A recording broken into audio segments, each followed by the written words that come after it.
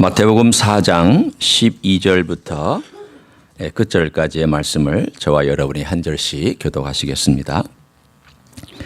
예수께서 요한이 잡혔음을 들으시고 갈릴리로 물러가셨다가 나사렛을 떠나 스불론과 납달리 지경 해변에 있는 가버나움에 가서 사시니 이는 선지자 이사야를 통하여 하신 말씀을 이루려 하심이라 일렀으되 스불론 땅과 납달리 땅과 요단강 저편 해변길과 이방의 갈릴리여 흑암에 앉은 백성이 큰 빛을 보았고 사망의 땅과 그늘에 앉은 자들에게 빛이 비추었도다 하였느니라.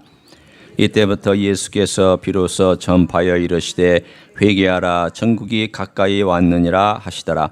갈릴리 해변에 다니시다가 두 형제 곧 베드로라 하는 시몬과 그 형제 안드레가 바다에 그물 던지는 것을 보시니 그들은 어부라.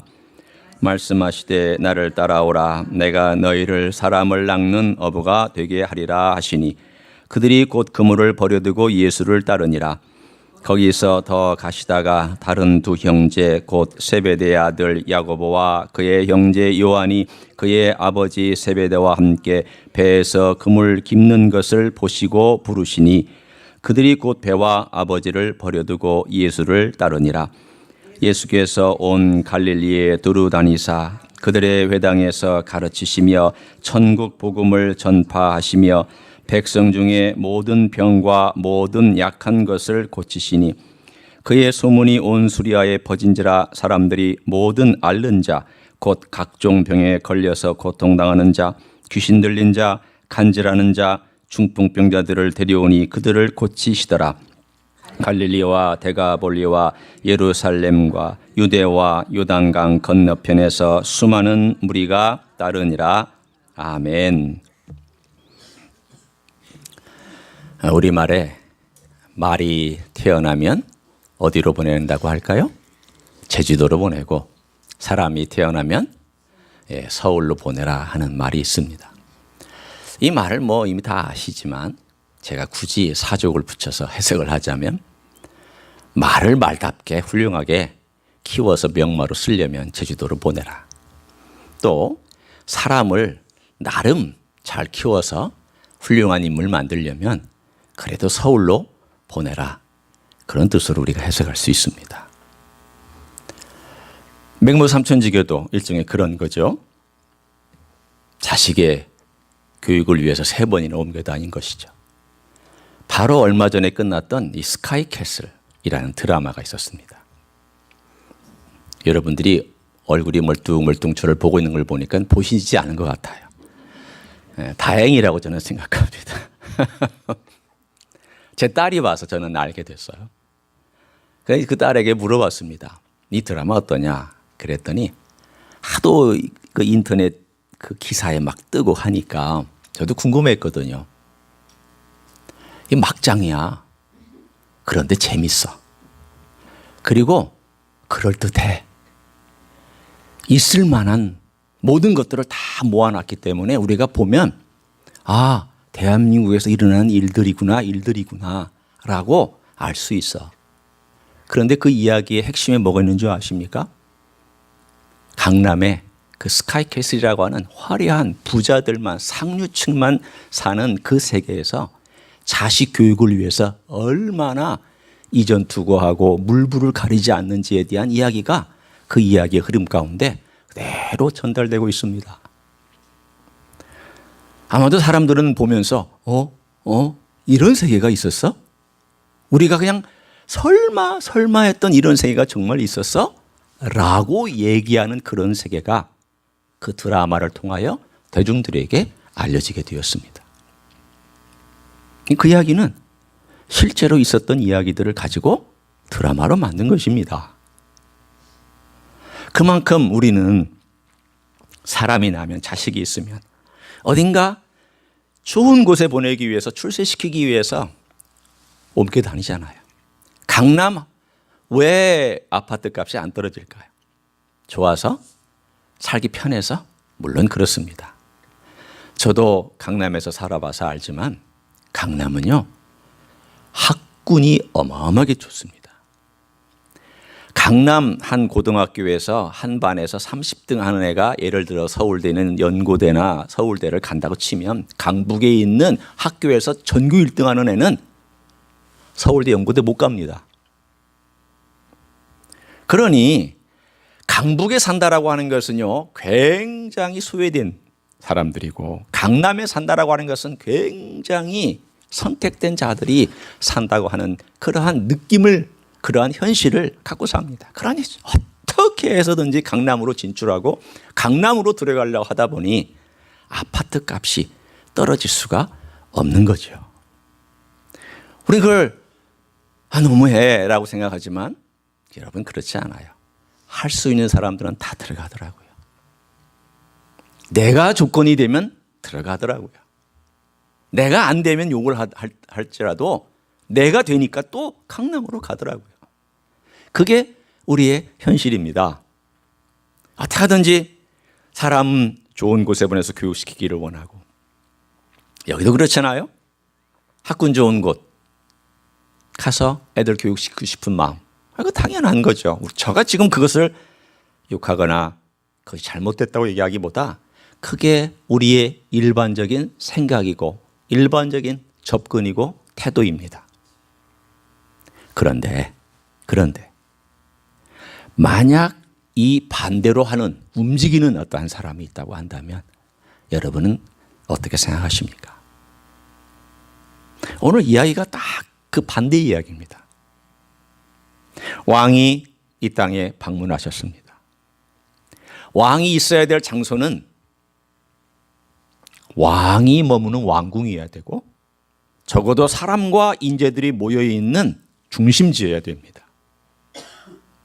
왕이 함께 거느려야 될 신하들은 적어도 똑똑하고 멋있고 배경 좋고 명망 있는 가문이어야 됩니다. 신학교에서 저도 가르치는데요, 파타임이지만 가르치는데 똑똑한 학생들 원해요. 그리고 똑똑한 학생들이 눈에 띄어요. 그리고 똑똑한 학생들을 가르치면 가르칠 맛이 있어요. 본능이잖아요. 그렇죠? 솔직하게 여러분이 제자를 기르는데 하나 가르치면 2개 잊어버리는 제자 가르치고 싶은 사람은 어디 있어요? 엉뚱한 말을 하는 그런 제자 가르치고 싶은 사람은 어디 있어요? 실컷 가르쳐놨더니 엉뚱한 말을 하면서 엉뚱한 행동하는 그런 제자를 가르치고 싶은 사람은 아마 없을 거예요. 그런데 주님께서 행하시는 일들은 우리가 행하는 방향과 우리가 원하는 방향하고 너무 딴판인, 예측하지 못하는 방향에서 예측하지 못한 사람들과 일하고 행동하고 그곳에 계신 것을 알 수가 있습니다. 오늘 한번 보세요.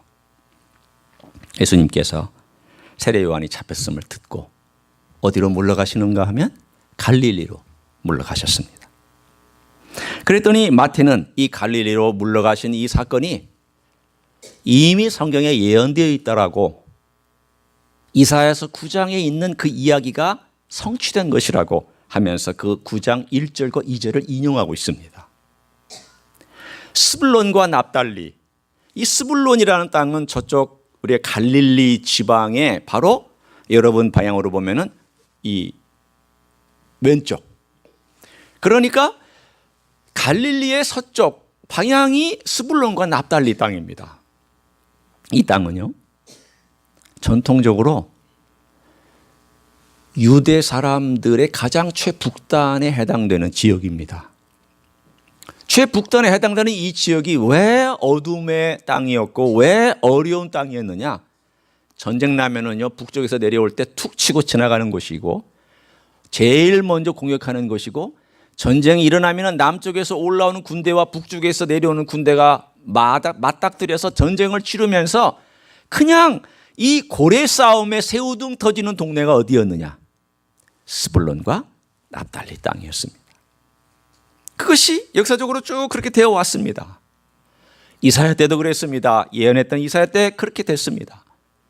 바벨론 포로로 잡혀갔을 때에 거기 다 이미 멸망했고 다 성들은 무너졌습니다. 그런데 놀랍게도 바벨론 땅에서 돌아왔을 때에 그 지역이 오히려 예루살렘보다 부유한 지역이 되었습니다. 우리는 지금 스불론과 납달리가 어둠 가운데 있다고 생각하니까 여러분 마음속에는 그렇게 생각하실지도 모르겠습니다. 그건 참 가난한 곳일 거야. 그곳은 굉장히 사람들이 찌든 삶을 살고 있을 거야. 한편으로는 맞지만 한편으로는 틀립니다. 이곳 갈릴리 지역은 풍요롭게도 다른 데보다 비교할 수 없을 정도로 풍요로운 땅입니다. 이곳은 별장지대가 있었습니다. 왜? 호수가 있고 물이 있었기 때문에 부자들이 별장을 지었습니다. 이곳은 또한 헬라 문화와 로마 문화가 같이 섞여 있으면서 그야말로 모든 민족들이 섞여 살던 동네였습니다. 자, 그러면 이곳에 헬라 문화가 있고, 이곳에 로마 문화가 있고, 이곳에 유대 문화가 있고, 이곳에 별장이 있고, 이곳에는 부자들이 있고, 이곳에는 권세들도 살고 있고, 이곳에는 다양한 농부들이 살고 있고, 어부들이 살고 있는 그야말로 모든 것들이 섞여 있는 이 사회의 특징을 얘기하려 한다면 뭐라고 얘기할 수 있겠습니까? 제가 몇 가지로 정리를 해보면 이렇습니다. 이곳은요, 혼합주의적 사회입니다. 이곳은요, 우상이 없을 정도로 우상이 득실득실한 곳입니다. 유대교를 믿는 사람부터 시작해서 헬라의 많은 신들과 신전들과 그리고 경기장들이 있었던 곳입니다. 유대 지방에는 헬라 사람들이 경기장 안 지었습니다. 로마 사람들이 경기장 안 지었습니다. 그러나 갈릴리 지역에는 경기장 지었습니다. 경기장에서 뭐 했는데요? 남자들이 거의 벗은 몸으로 경기했잖아요. 사람들 열광했잖아요. 무슨 문화였을까요? 헬라 문화죠. 오늘 풋볼이 있는 그 풋볼의 원조가 어디서부터 시작됐느냐? 이 풋볼 자체의 원조는 아니지만 그리스 사람들이 시작했잖아요. 원형 경기장에서 그렇게 남자들이 땀 흘리며 씨름하는 것들을 열광하면서 좋아했잖아요. 그게 어디에 있었느냐? 그 시대 갈릴리 지역에 있었습니다. 따라서 갈릴리 지역은 이 혼합주의, 물질주의, 쾌락주의, 그리고 때로는 경건주의도 그 안에 들어있고, 뿐만 아니라 사람들이 자기의 삶에 변화를 주지 말라고, 나 건들지 마.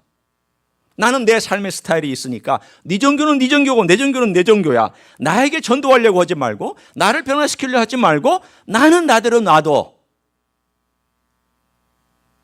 여러분, 이 갈릴리 지역 같은 곳이 만약에 이 지구상에 있다면 어딜까요?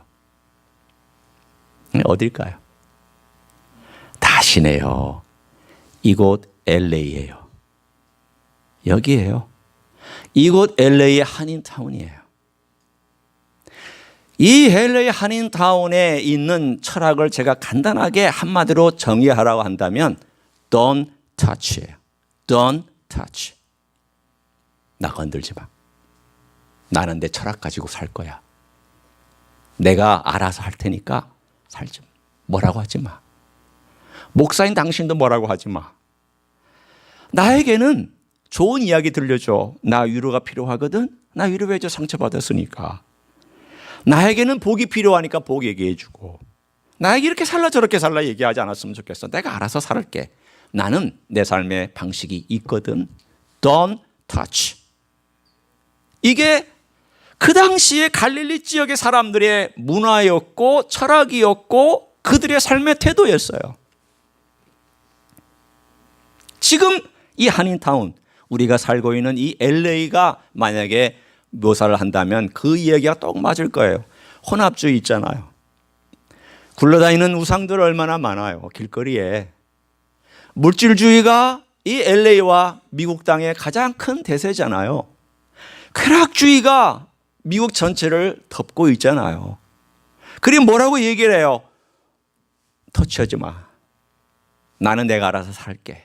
뭐라고 하지 마. Don't touch. 이게 지금 미국의 문화의 가장 큰 주류가 되어버리고 말았잖아요. 이곳에 살면서 여러분, 우리가 살고 있는 이곳이 스불론과 납달리라고 하는 그 생각을 한번 해보시기를 바랍니다. 제 얘기를 좀 하고 싶어요. 제가 이제 여기 온 지 한 4년, 이제 4년이 넘었는데, 제가 하나님 아버지 앞에 한국을 떠나기 전에 1년쯤 되었을 때 하나님께 기도를 했어요. 어느 날 너무 마음이 괴로웠어요. 하나님, 여러 가지 이 하나님께서 가라고 하는 것 같기도 하고, 하나님 머물러야 되는 것 같기도 하고, 어떻게 제가 해야 되겠습니까? 그래서 날짜를 잡고 시간을 잡고 기도원에 올라갔어요. 그 기도원이 이렇게 산을 향하여서 기도를 하면서 올라갈 수 있도록 이렇게 코스가 쭉 있었거든요. 이제 저 산 거의 꼭대기까지 올라가는 과정 가운데 중간중간에 이렇게 앉아서 기도도 하고 묵상도 하고 걸어 올라가는 그런 코스가 있었어요. 올라가면서 하는데 이 마음속에 너무 괴로운 거예요. 하나님, 제가 개척한 교회, 그리고 성장시킨 교회 건축도 이제는 끝내고 뭐 어느 정도 안정되고 그렇게 되는 이 교회를 제가 떠나야 되나요? 주님은 떠나라고 하는 그런 말씀을 하시는 것 같은데 이게 정말 주님의 음성인가요? 제가 어떻게 이분들을 제가 떠날 수가 있을까요? 마치 버리는 것 같고, 내가 낳은 자식을 내가 놔두고 버리는 것 같은 그러한 마음으로 제가 떠나는 건 아닐까요? 한쪽으로는 아니, 네가 떠날 수 있어. 그리고 이제는 누가 와도 할 수 있잖아. 이런 갈등들 때문에 마음이 편하지 않았어요. 그래서 고개를 푹 숙이고 그 기도하는 그 산길을 따라서 이렇게 고개를 숙이고 그야말로 두 마음이 싸우고 있는 가운데 올라가고 있었습니다. 어느 장소 중간쯤 와서 제가 바위에 걸터 앉아서 기도를 하고 있었어요. 주님은 뭐라고 말씀하실 거예요? 제가 지금 상당히 괴롭습니다. 이렇게 하지도 못하고 저렇게 하지도 못하고 무엇이 주님이 원하는 것일까요? 그런데 주님께서, 저는 이제 제가 믿는 바니까 갑자기 이런 음성이 저에게 들려왔어요. 들소에 뿔처럼 들고 가라. 시편 92편 10절이 저의 버전으로 들려온 거예요. 시편 92편 10절에 보면 그 비슷한 표현이 나오거든요. 들소에 뿔처럼 들고 가라. 저도 모르게 제가 이렇게 숙이고 있다가 퍽 하고 고개를 들었어요. 왜냐하면 음성같이 제 귀에 들렸으니까. 아무도 없어요. 아무도 주변에 없고 아무런 기척도 없고 아무런 인기척도 없었어요. 나 혼자 있었어요. 그런데 귀에, 내 마음에 울려가지고 저도 모르게 벌떡 고개를 들고 주변을 두리번거려서 확인을 하려고 했던 거예요. 그런데 그 음성이 딱 제게 들리는 순간 제 마음에 확신이 오더라고요. 그렇다. 이 교회는 내 교회가 아니지. 내 교회가 아니지. 이 교회는 내 교회가 아니고 주님의 교회잖아. 그러면서 주님께서 계속 이건 주님의 교회고 이건 네 교회가 아니, 내가 알아서 할게. 너는 들소의 뿔처럼 들고 가. 그러면 내가 뒤는 다 알아서 할 것이고 내 교회는 내가 알아서 책임질 거니까 너는 가. 그래서 제가 이곳에 와서 여러분 아시지만 덩그러니 놓였던 그 시간들을 제가 갖고 있었을 때에 주님 앞에 기도를 많이 했어요. 주님, 왜 이곳에 이렇게 덩그러니 제가 놓여져 있는 것일까요? 스불론과 납달리 같은, 저는 그곳이 스불론과 납달리라고 생각했고, 아까도 얘기했지만 강남을 떠나서 강북에 와서 교회를 개척하고 교회를 키운 제가 스불론과 납달리를 안다고 생각을 했는데 딱 이곳에 와서 주님께서 저에게 보여주시는 장면들이 뭐냐면, 네가 모르는 또 다른 스불론과 납달리가 이곳 LA에 있다는 것을 보여주시기 시작을 했어요. 봐라, 사람들이 다 자기 속에 오른 대로 살고 있지 않느냐. 그러면서 주님께서 제 안에 있는 이 과거들을 소상하게 보여주기 시작을 했어요. 네 과거를 먼저 보고 네가 내 앞에서 어떤 변화를 가져야 될지를 한번 돌아보아라. 네 자신의 삶을 돌아봐라. 제가 만약에 한국에서 미국으로 옮기지 않았다면 돌아보지 못할 제 삶의 목회와 모든 일들을 다 돌아봤어요. 물론 지금도 돌아봐요. 주님, 제가 이랬군요. 제가 이랬군요. 제가 이렇게 어리석었군요. 제가 그 안에서 소용돌이 치는 가운데 모르고 살았군요. 얼마나 어리석게 제가 행동했는지 지금 제가 저를 봅니다.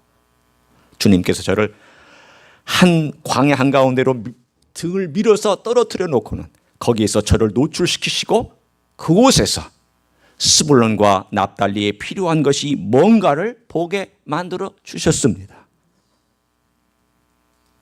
그게 뭘까요? 내가 필요한 거다. 내가 빛인데 스불론과 납달리에 필요한 건 나야. 나거든. 너 가서 네가 먼저 경험하고 네가 거기에서 경험한 것보다 또 다른 세계에서 스불론과 납달리 땅에서 사람들이 어둠 가운데 자기의 삶의 스타일을 고수하고 그 삶을 바꾸지 하려 하는 그 속에 들어가서 너 한번 살아봐라. 너 살아봐라. 주님의 마음을 배우게 해주셨어요. 주님이 오신 곳은 화려한 곳 아닙니다. 예루살렘 아닙니다. 멋진 곳 아닙니다. 그분 메시아로서 등극하게 멋지게 사람들에게 나타나시지도 않았습니다. 그냥 갈릴리, 자기 삶 바쁘고 나 건들지 말라고 온갖 세상의 자유로운 분위기 속에서 살만한 종교적인 것 같은데 세속적이고 세속적인데 종교적이고 주님을 살아가는 것 같은데 물질적이고 온갖 것들에 의해서 그야말로 우리가 얘기할 때 리버럴한 소사이어티, 그 사회의 이 한가운데 갈릴리에 주님께서는 3년 동안이나 여기 다녔다가 저기 다녔다가 뭐 이 타운 다녔다가 저 타운 다녔다가 그 타운에 다니면서 건들지 말라고 한 사람들을 건들고 부르고 그리고 만나시면서 그분의 빛을 비춰주기 시작을 했습니다.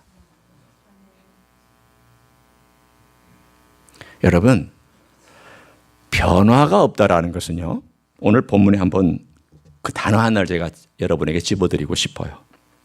어떤 단어냐면요 16절을 한번 보세요. 우리가 읽었던 4장 16절입니다. 흑암에 앉은 백성이 큰 빛을 보았고 사망의 땅과 그늘에 어떤 사람들이요? 앉은 자들이라고 되어 있습니다. 앉은 자들이. 앉았다라는 것은요, 성경에서 많은 경우 변화를 싫어한다는 뜻이기도 해요. 시편 1편 1절에 나와요. 복 있는 자는 악인의 길을 쫓지 아니하며 죄인의 길에 서지 아니하며 오만한 자의 자리에 앉지 아니하고 라고 되어 있어요. 이걸 바꿔 얘기하면요, 악인, 죄인, 오만한 자는요 결국 어디로 내려가냐면 앉는 자리까지 내려가요. 그 이야기는 변화를 싫어한다는 거예요. 나 건들지 마. 내가 알아서 살게.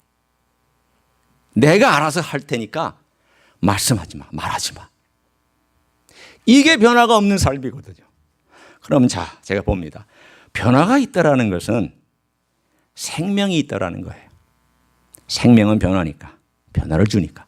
그럼 생명이 있다라고 하는 것은 빛이 있다라는 거예요. 왜? 빛은 생명의 빛이니까. 빛이 있다라고 하는 것은 예수 그리스도를, 그 빛을 받아들인다는 거예요. 논리적으로 따지면 이렇게 되는 거예요. 예수 그리스도를 내가 알고 그분을 경험하면 그 빛이 내 안에 들어와서 생명을 경험하고 그 생명을 경험하는 사람은 당연히 변화를 추구하고 변화를 따라서 살게 되어 있어요. 반대로 변화를 싫어하는 사람은 생명이 없는 거예요. 생명이 없는 사람은 빛이 없는 거고 빛이 없는 사람은 예수를 모르는 사람이에요. 결론적으로 변화를 싫어하는 사람은 어떤 사람이냐? 나 예수 안 믿겠다라는 거 마찬가지예요. 여러분, 주님께서 여러분을 노출시킬 때 거부하지 마세요. 동굴 속으로 들어가지 마세요. 주님께서 여러분 등을 턱 하고 미실 때 여러분 미시는 대로 가셔야 돼요. 거부하지 마세요. 주님이 나를 노출시킬 때, 빛 앞에서 나를 보여주실 때 그 빛 앞에서 내 모습 보면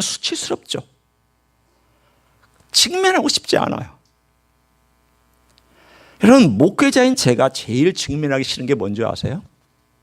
목회 실패했다는 말이에요. 그런데 제가 제 자신을 보니까 실패한 내용들이 너무 많더라고요. 여러분, 주님께서 이 땅에 오셔서 우리에게 찾아오셔서 어둠 가운데 앉아있는 자들에게 빛으로 오셨을 때에 그 빛 앞에서 자기 자신을 노출한 자들만이,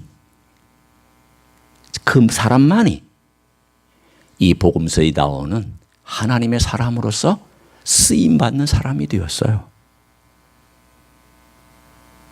그래서 저는 여러분에게 영어 단어 하나를 알려드릴게요. 이 단어는 여러분에게 익숙하지 않아서 제가 써봤어요. 요즘은요, 하도 이 프린터 멋지게 하는 것보다 손글씨가 더 대세고, 요즘 한국에 유행하는 게 뭔지 아세요? 70년대, 80년대 오래된 물건을 팔고 사는 게 요즘 대세예요. 하도 너무 물건들이 반짝반짝거리니까 옛날로 돌아가고 싶어서. 옷도 옛날에 그냥 구닥다리 옷을 어떻게 잘 갖춰가지고 입는 또 유행, 그게 또 유행이에요. 참 이 세상은 이상하죠, 그렇죠? 아주 깔끔하고 멋있고 세련되고 이게 너무 지친 거예요. 이 디지털이라고 하는 그 세련됨에 지친 거예요. 자, 그래서 구닥다리로 써봤어요. 보세요. Be vulnerable.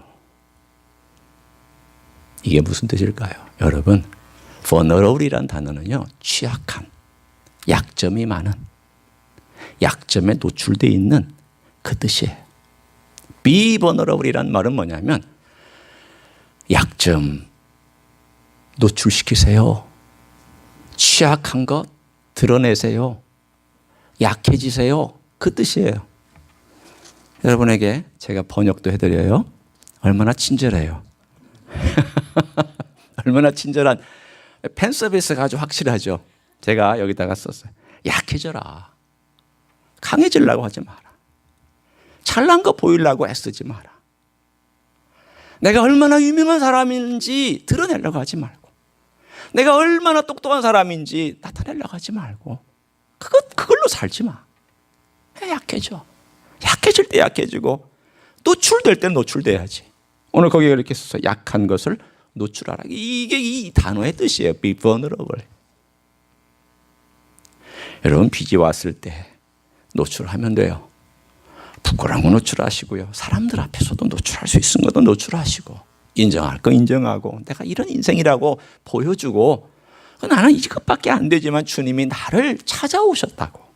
나 같은 인생을 불쌍히 여기셔서 나를 찾아오셔서 나를 위해서 십자가에서 죽으시고, 그리고 부활하시고 나를 데리러 오신다고. 이게 복음이잖아요. 뭐가 복음이에요? 내 똑똑한 거 하나 드러내서 그것 인정받는 게 복음일까요? 아닙니다. 그거 아닙니다.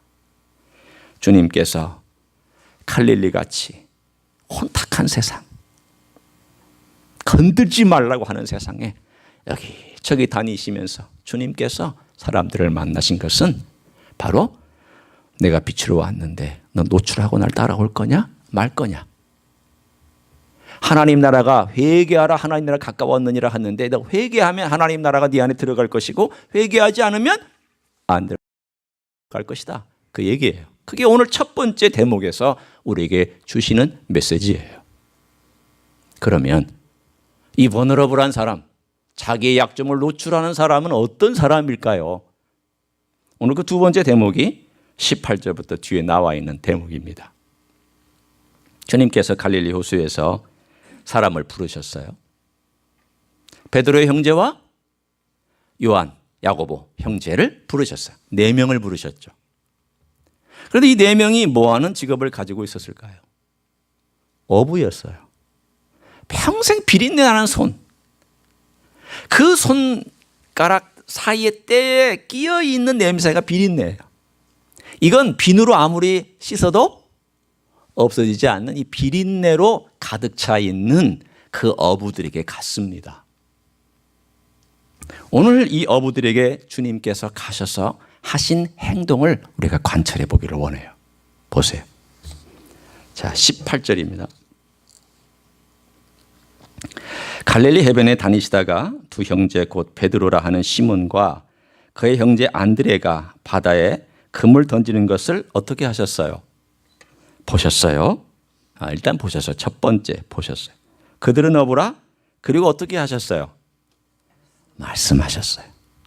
이게 부르셨다라는 거예요. 그 단어를 뒤에 가면 이렇게 또 바꿔서 사용을 합니다. 21절. 거기서 더 가시다가 다른 두 형제 곧 세베대의 아들 야고보와 그 형제 요한이 그의 아버지 세베대와 함께 배에서 그물 깁는 것을 어떻게 하셨어요? 보시고 그 다음 어떻게 하셨어요? 부르셨어요. 주님께서 하신 것은 보시고 부르신 거예요.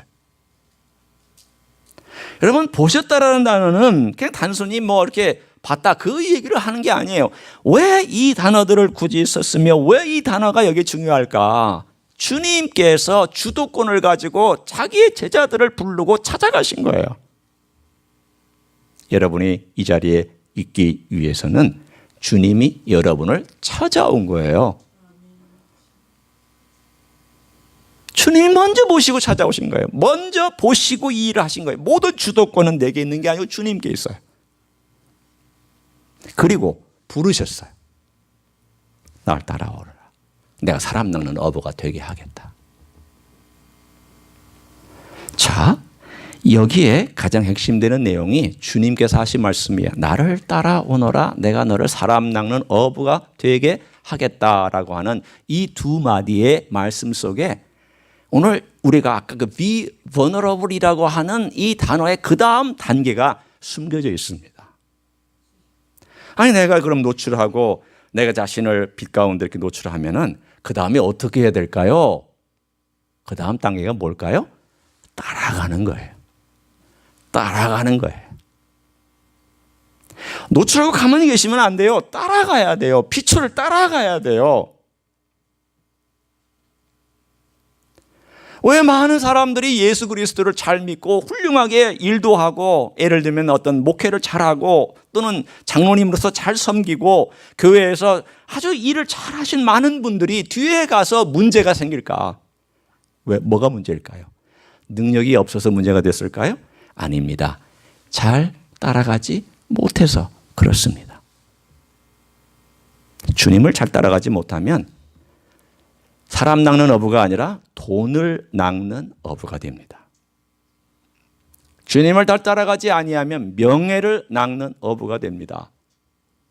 주님을 잘 따라가지 아니하면 가까이 따라가지 아니하면 세상의 업적을 낚는 어부가 됩니다. 제 목회 많은 부분들이 그랬더라고요. 제가요, 한국에 있을 때 언젠가도 한번 말씀드린 것처럼 CEO가 돼 있더라고요. 어느 순간인가.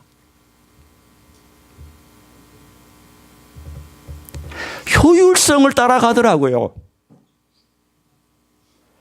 프랙티컬한 것들을 따라가면서 주님의 원리와 주님의 행하시는 것을 따라가지 아니하고 되냐 안 되냐, 효과가 있냐 없냐, 이것이 얼마나 내게 유용하냐, 그 겉으로는 내가 포장하고 있는 것은 주님의 영광을 위해서라는 걸 포장하고 있지만 그 속의 내막은 다 내가 하려고 하는 것들로 가득 차 있었을 때 나는 무엇을 낚는 사람이었을까요?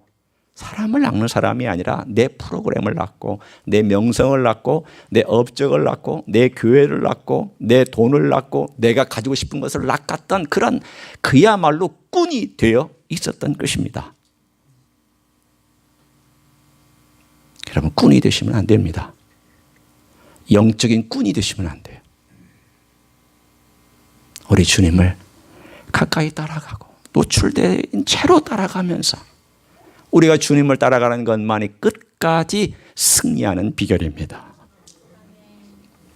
제가 그래서 두 번째 단어를 한번 선택을 해봤어요. 오늘은 안 하던 일을 제가 하네요. 그렇죠? 가끔 이제 여러분에게 안 하던 일을 할 거예요. Be victorious. 승리하는 삶을 살라는 거예요. 어떻게? 이건 다른 길 아니에요. 여러분이 승리하는 삶을 살려면 주님 가까이 따라가는 것만이 승리예요. 주님의 빛을 받는 것만이 승리예요. 그 빛을 내가 받아들이고 주님의 자원으로 살아가는 것만이 승리하는 삶을 살아가는 거예요.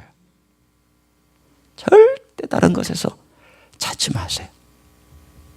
따르셔야 돼요. 가까이. 세 번째는요. 오늘 그 말씀이 있어요. 내가 너희를 사람 닦는 어부가 되게 하겠다. 이게 이제 우리가 좀 신경을 써야 될 부분입니다. 우리 주임제이스 교회가 그동안 주님 앞에 노출하는 것도 좀 열심히 하려고 애를 썼고요. 우리가 주님을 따르는 것에 대해서도 이렇게 좀 함께 말씀 나눴지만 이제 지금의 이 단계에서 우리가 조금 더 나아가야 될 단계가 있다면 이 단계예요. 사람을 낚는 어부가 되는 길이에요. 여기까지 가야 돼요.